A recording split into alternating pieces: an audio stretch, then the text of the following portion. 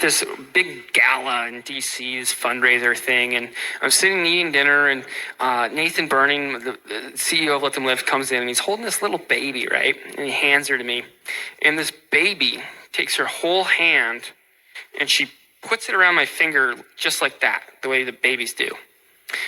And then Nathan tells me, he said, Mason, that was a baby that you saved from abortion.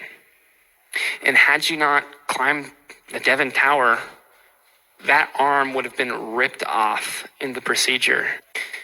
When you put all this work into saving a child from abortion, and you finally get to meet that baby that you saved, it changes your life.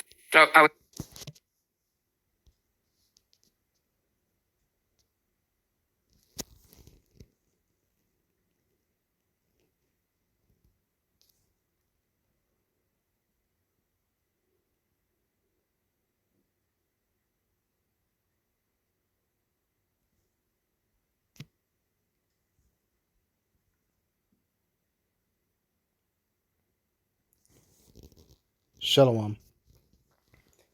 First off, I want to give all praises, honor, and glory to Yahweh, Ba'ashem, Yahushai, Ba'ashem, Rakakadash, Yahweh being the true name for the Heavenly Father, Yahushai being the name for his only begotten Son, who the world ignorantly calls God, and Jesus Christ. I give double honors to our apostles, double honors to our elders of great millstone, that taught us truth and will, and salutations to you, hopeful elect in this truth, in all honesty and sincerity. This is Brother Yahweh coming at you another lesson to the spirit power of Yahweh Ba'ashem Yahushai. This lesson coming to the spirit.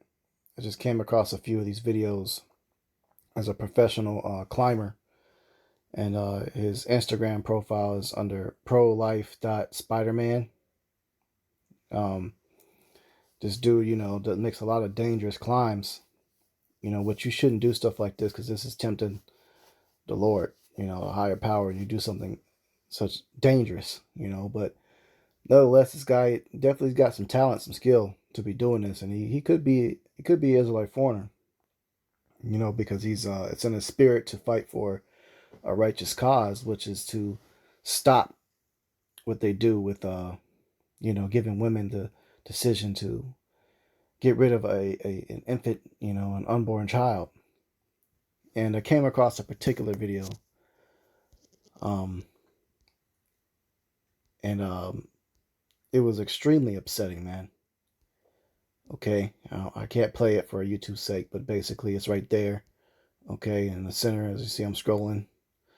All right, I don't know how YouTube would work, if I can leave the link to the video in the description for you to check it out, but it basically shows you raw, real footage of the aftermath of that decision that women have when they have the choice. Okay,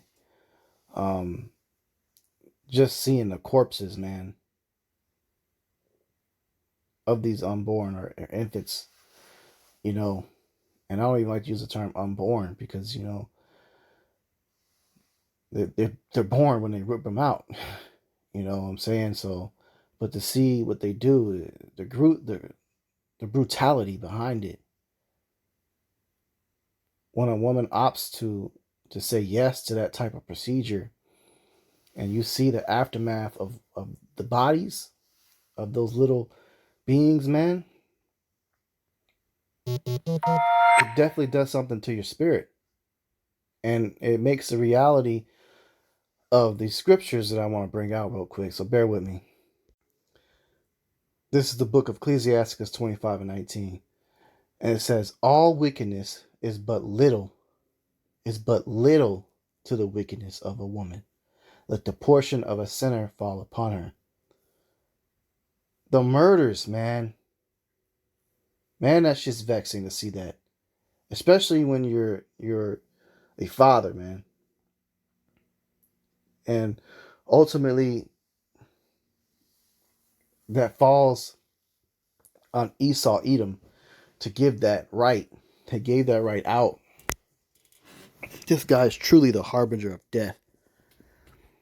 But there's a Gardenian pact between Eve and Esau. Them are the two biggest murderers on the planet, man. Eve being the Israelite woman and Esau Edom. All right, that goes into the so-called white man that's ruling the earth right now. He's of the tribe of Esau. Okay, but he gave that decision out there. He created that pathway to do this to babies, man, infants.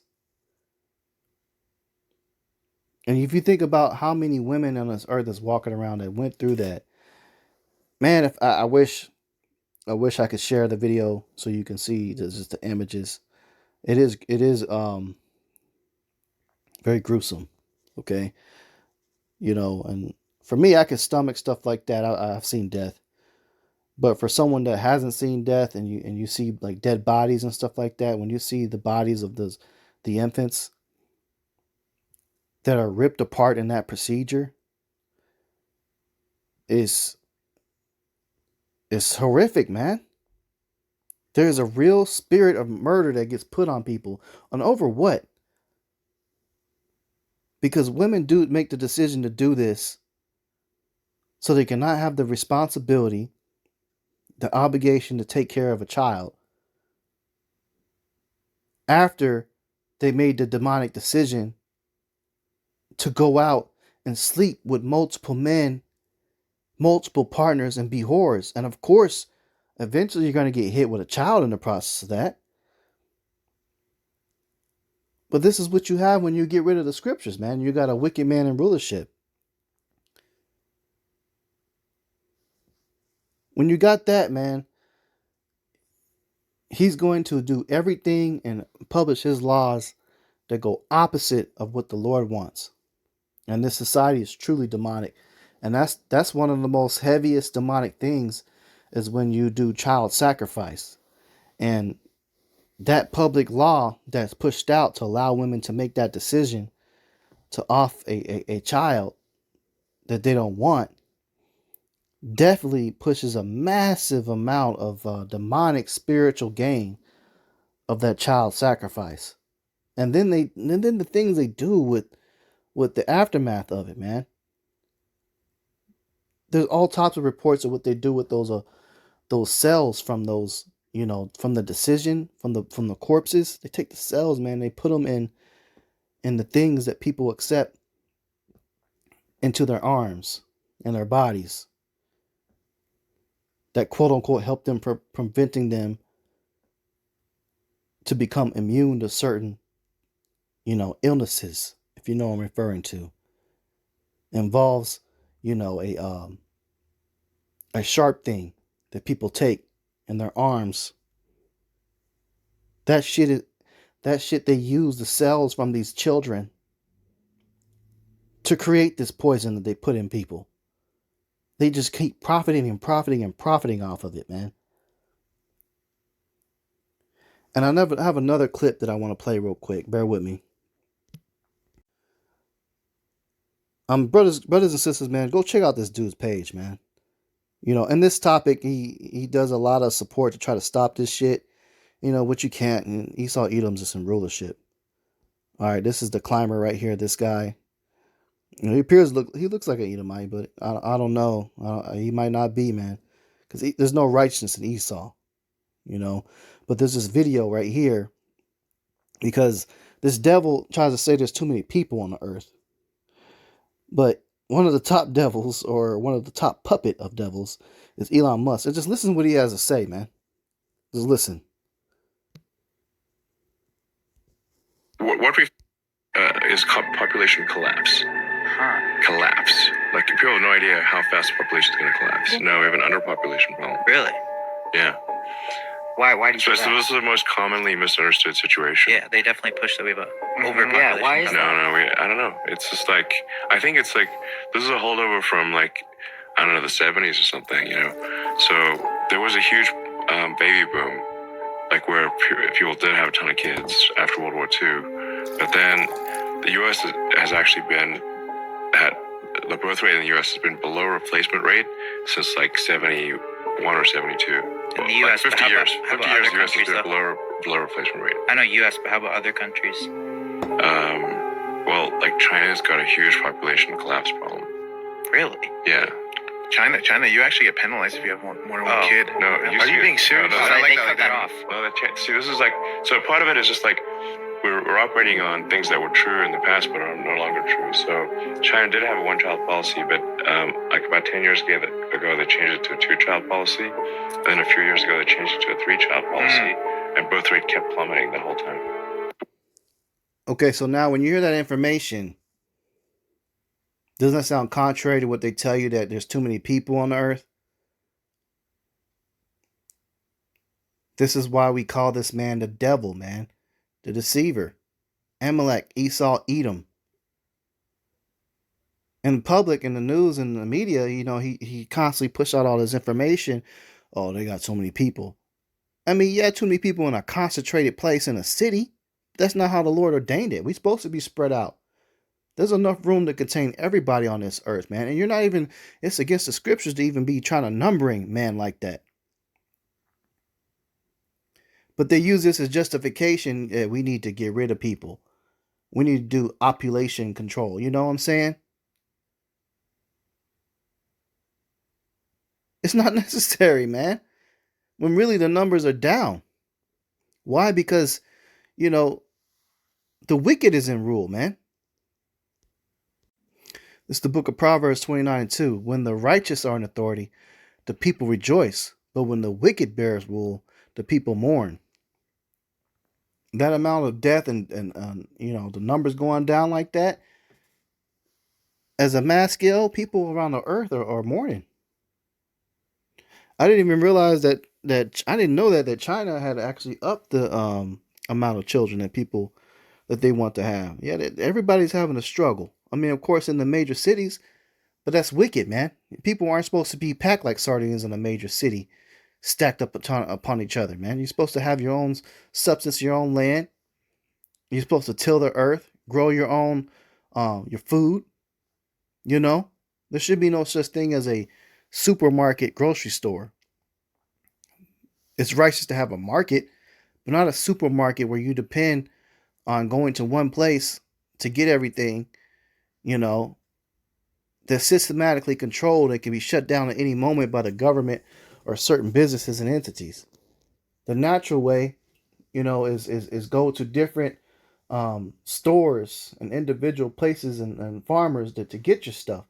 And I just had a conversation with my father, and he recently traveled to, I think it was Colombia, over there in South America, and he was explaining to me, how their everyday life works and how they live a very simple but modest and happy way of living.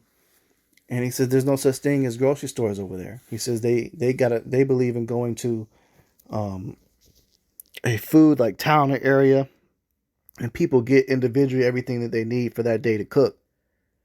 They don't have a bunch of deep freezers and freeze a bunch of meat and you just grab it out the freezer and eat it as you go throughout the weeks and days. No, every day you got to go and get what you need. You go, if you go and you need to get some papaya, you got to go to a papaya fruit stand.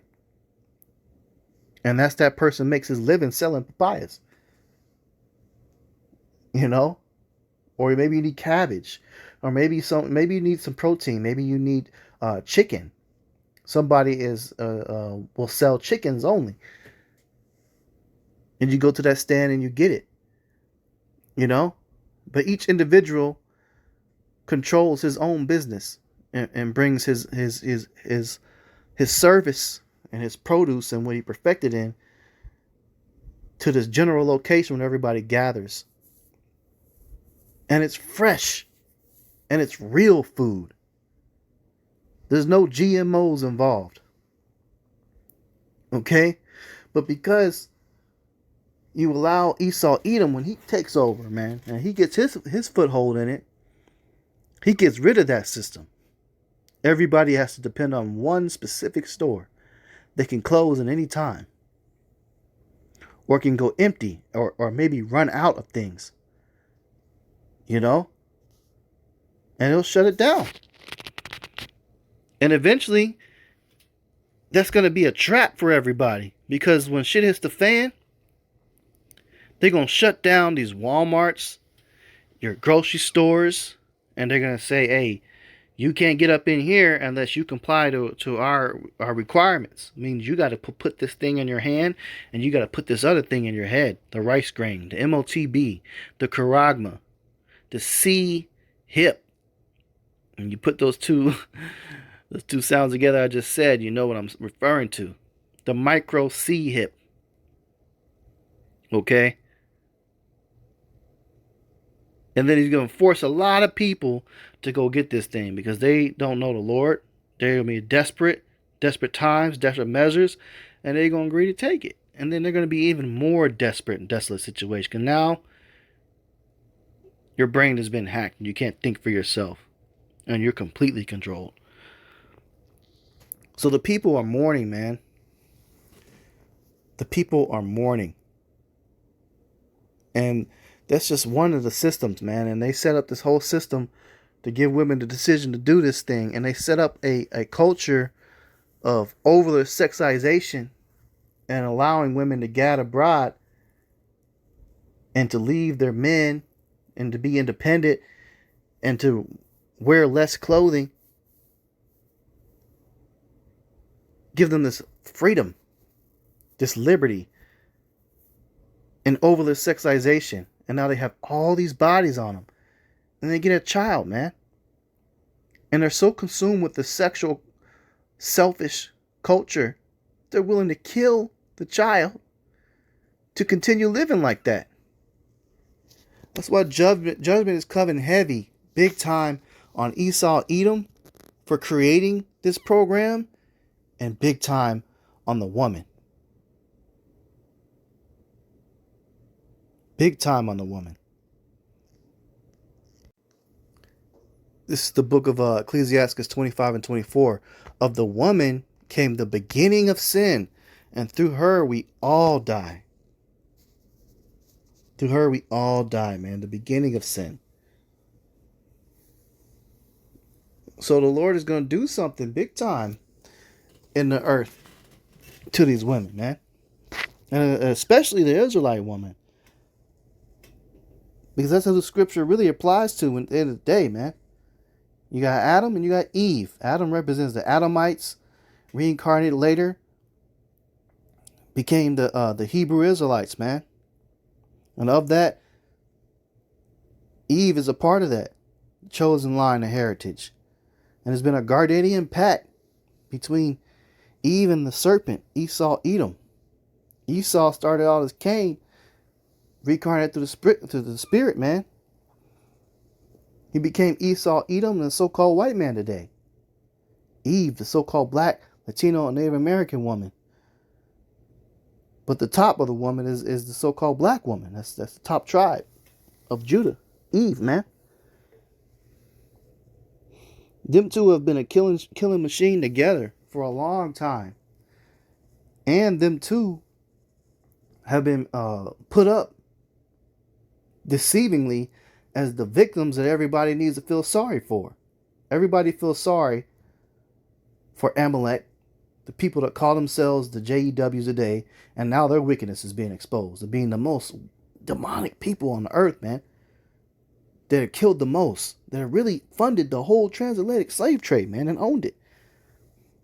And you seeing what's happened over there in the Middle East. All the videos coming out on social media of what this guy is doing to them people. And people are waking up, seeing it. Other people been a victim. For the longest time, the so-called black woman has been the victim. Nobody has talked about the things that the killings have been done, though. But it's being realized, man. It's being realized the mistreatment that they've done to the Israelite men of their own people. The setup. The agendas. You know, the financial destabilization of their own households, of their men, of their own people. What they do to the kids. How they manipulate the kids' minds. Or how they raise, violent kids that become people of gangs. Or suicidal or just are mentally unstable, man. from all the acceptance of that forbidden fruit that they bit given to them from the serpent in the garden, man. And that's all the wicked philosophies. That's what that fruit represents. All the wickedness contrary of the Lord. Yeah, you can do this. You don't need to listen to Yahweh. You don't need to listen to your husband. You don't need a man. Okay?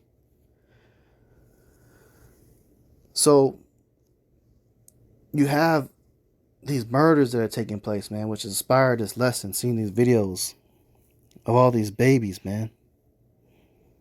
Through her, we really all die, man. Of the woman came the beginning of sin. So, this is why you women should be shamefaced.